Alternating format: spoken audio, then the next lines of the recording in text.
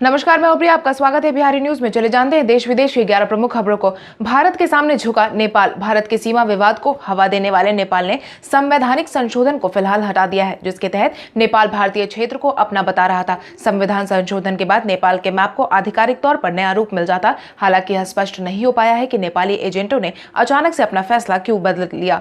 सरकार द्वारा विपक्षी नेपाल कांग्रेस के साथ मिलकर उठाए गए भारत विरोधी कदम को केंद्रीय समिति की बैठक में मंजूरी मिलना अभी भी बाकी है, जिसकी जानकारी काठमांडू पोस्ट नेपाली कांग्रेस नेता कृष्ण प्रसाद सिटौली ने दी है, जिसके तहत उन्होंने बताया है कि मानचित्र को अपडेट करने का निर्णय आगामी केंद्रीय कार्य समिति की बैठक में लिया जाएगा। इसलिए पार्टी ने फिलहाल संशोधन को कुछ समय के लिए टालने का फैसला लिया है। आपकी जानकारी के लिए आपको बता दें, नेपाली सरकार ने पिछले हफ्ते देश का नया नक्शा जारी किया था, जिसमें भारतीय क्षेत्र लिपुलेख, कालापानी, लिम्पियाधुरा को अपना बताया गया था। खबरों की माने तो 1816 से भारत और नेपाल के बीच से यह विवाद देखने को मिल रहा है। एसबीआई ने अगस्त तक ईएमआई की किश्त चुकाने की बढ़ाई अवधि। एसबीआई ने अपने सभी ग्राहकों को लोन की ईएमआई भरने में राहत देने का फैसला जारी किया है। कोविड-19 के इस माहौल में बंद से लोगों को राहत देने के लिए बैंक ने यह फैसला लिया है, जिसके तहत भारतीय रिजर्व बैंक द्वारा 3 महीने लोन पर मोराटोरियम बढ़ाने के लिए कहने के बाद एसबीआई ने इस बात का फैसला लिया है। अब बैंक अपने ग्राहक को एसएमएस भेजकर उनके ईएमआई को बढ़ाने के लिए अनुमोदन की मांग करेगा, जिसके तहत ग्राहकों को 3 महीने तक लोन की ईएमआई चुकाने में छूट दी जाएगी। आरबीआई गवर्नर शक्तिकांत दास ने ईएमआई के भुगतान पर 3 महीने के अतिरिक्त छूट का ऐलान किया है, जिसके तहत अब आने वाले 3 महीने तक अगर कोई ग्राहक ईएमआई नहीं देता है तो उस पर किसी तरह का दबाव नहीं बनाया जा सकेगा।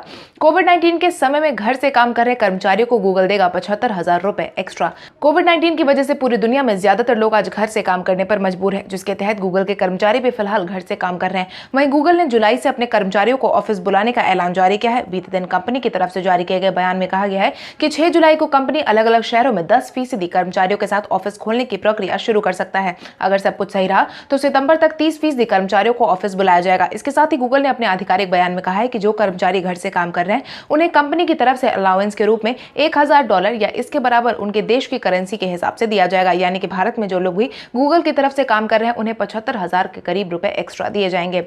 अमेरिका से भारतीयों को लाने के लिए आज भेजा गया एक और विमान। दूसरे देश में फंसे भारतीयों को वापस लाने के लिए केंद्र सरकार ने वंदे भारत मिशन की शुरुआत की थी, जिसके तहत आज उनके दूसरे चरण के तहत एयर इंडिया ने वाणिज्यिक उड़ान को संचालित करने का निर्णय लिया है। आज अमेरिका के विभिन्न भागों में फंसे भारतीयों को निकालने के लिए दूसरे चरण के तहत 28 मई से 15 जून तक 11 उड़ानों का संचालन किया जाएगा, जिसके परिणाम स्वरूप 11 उड़ानों में से 4 शिकागो से, 2 उड़ान सैन फ्रांसिस्को और वॉशिंगटन डीसी से और न्यूयॉर्क से एक नेवार्क से संचालित होगी, जिसकी जानकारी भारतीय दूतावास की तरफ से जारी की गई है। दूतावास ने कहा है कि विमानों में सीटों की संख्या सीमित होने के चलते भारतीय नागरिकों और ओएसआई कार्ड धारकों को प्राथमिकता दी जाएगी। वहीं आगे वंदे भारत मिशन के तीसरे चरण की योजना बनाने पर भी काम किया जा रहा है, जिसका संचालन अमेरिका में 15 जून से शुरू होने वाला है।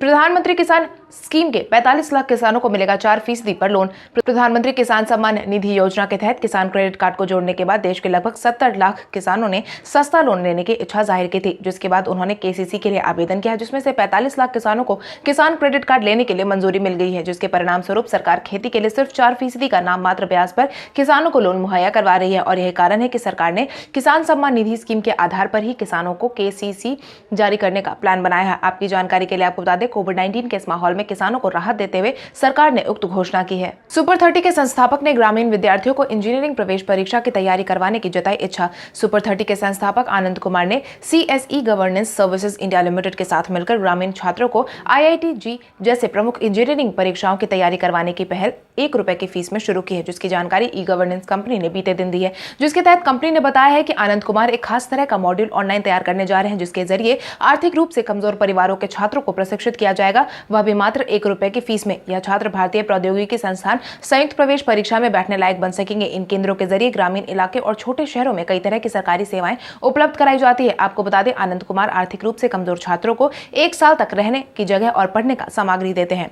इंटर स्टेट सफर करने के लिए ई पास पाना हुआ आसान। कोविड-19 के कारण बंद के चौथे चरण में सरकार ने इंटर स्टेट मूवमेंट की अनुमति दे दी थी। इसके लिए आप सभी आम नागरिकों को पास मुहैया करवाया जा रहा है। इसके लिए एक वेबसाइट लॉन्च की गई है। सरकार ने चौथे चरण के बंद के साथ ही serviceonline.gov.in/epass/ वेबसाइट को लॉन्च किया है, जिससे कि अब केवल 17 राज्यों में मूवमेंट के लिए अनुमति दे दी गई है, जिसके द्वारा सरकार ने यह साफ कहा है कि अगर कोई जरूरी काम है तो अब आम जनता अपने होम टाउन जा सकती है और इंटर स्टेट मूवमेंट के लिए ई पास ले सकते हैं। हालांकि विभिन्न राज्यों के लिए अलग अलग वेबसाइट को जारी किया गया है, जिसका परिणाम स्वरूप अब आम नागरिक को पास के लिए जिन राज्यों में जाना है वहां की आधिकारिक वेबसाइट पर जाकर के पास के लिए अप्लाई करना होगा।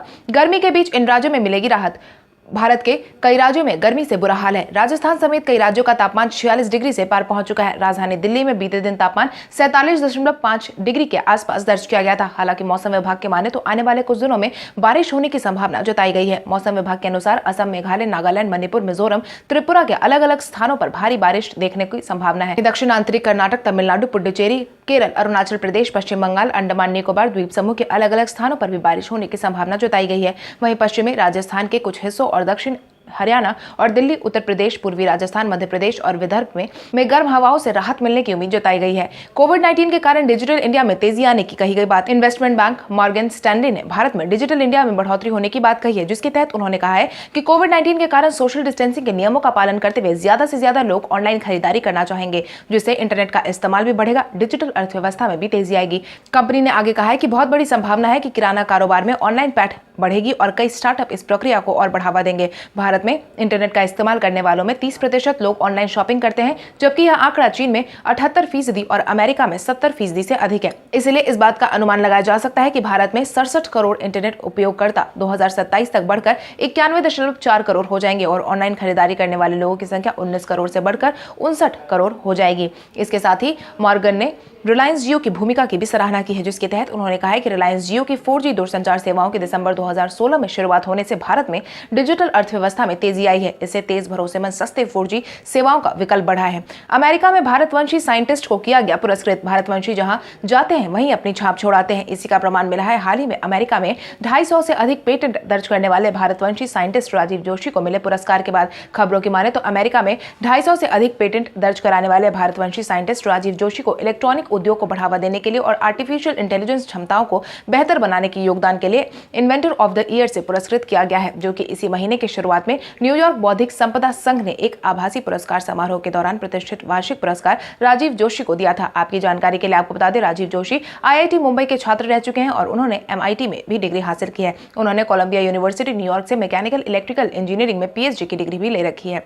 महेंद्र सिंह धोनी के रिटायरमेंट को लेकर साक्षी ने दी अपनी प्रतिक्रिया। भारतीय टीम के पूर्व कप्तान महेंद्र सिंह धोनी के रिटायरमेंट को लेकर आए दिन तरह तरह की खबरें सामने आती रहती है। वहीं इसी बीच बीते दिन ट्विटर पर धोनी के रिटायरमेंट की खबर एक बार फिर से तेजी से ट्रेंड कर रही थी, जिसके बाद लोगों ने यह अंदाजा लगाया कि शायद बंद के माहौल में धोनी ने क्रिकेट को अलविदा कह दिया है। जिसके बाद धोनी की पत्नी साक्षी ने इन अफवाहों पर करारा जवाब दिया है, जिसके तहत साक्षी ने कहा है कि यह सारी खबरें गलत है। उन्होंने आगे लिखा है कि जब यह सिर्फ अफवाहें, मैं समझ सकती हूँ कि बंद ने लोगों को मानसिक रूप से अस्थिर कर दिया है। ट्वीट करने वाले जाओ अपना काम करो।